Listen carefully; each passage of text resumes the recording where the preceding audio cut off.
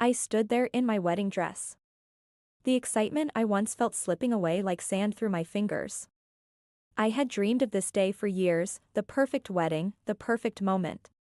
But as I stood in front of the mirror, the weight of a cold truth began to settle in. My family wasn't there. They should have been. My mother, my father, my siblings, they should have been by my side. The text came in an hour before the ceremony. My mother's words were brief, almost cruel. "We're not coming. Your father and I don't approve of this marriage." That was all.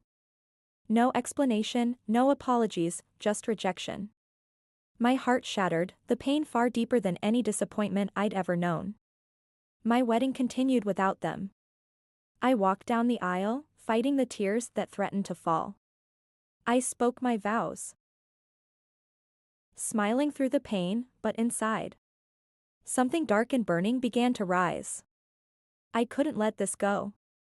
As the ceremony ended and the reception began, I smiled and pretended to enjoy myself. But in my mind, plans were already taking shape. I would repay my family for their betrayal. First, I turned my attention to my brother, Lucas. He was the golden child. He had recently invested heavily in a risky business venture.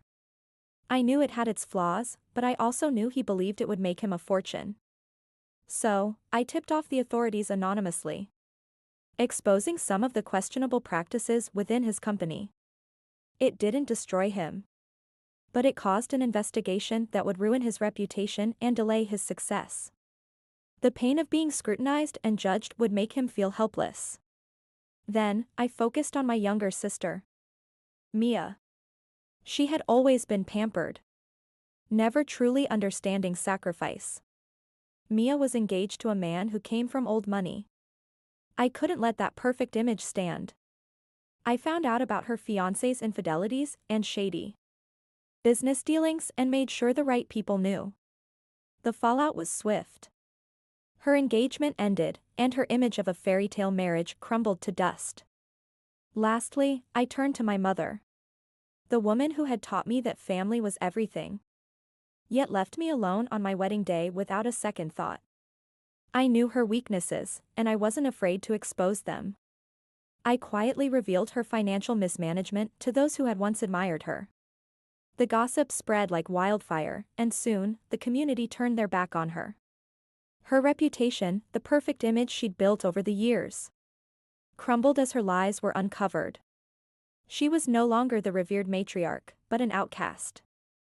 I didn't feel bad for them.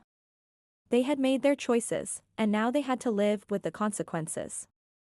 My family, the ones who had abandoned me when I needed them most, now understood what it felt like to lose everything. By the time I was done, my family was broken. My siblings and mother struggled to rebuild their lives, their reputations forever tarnished. As for me, I walked away with a sense of satisfaction.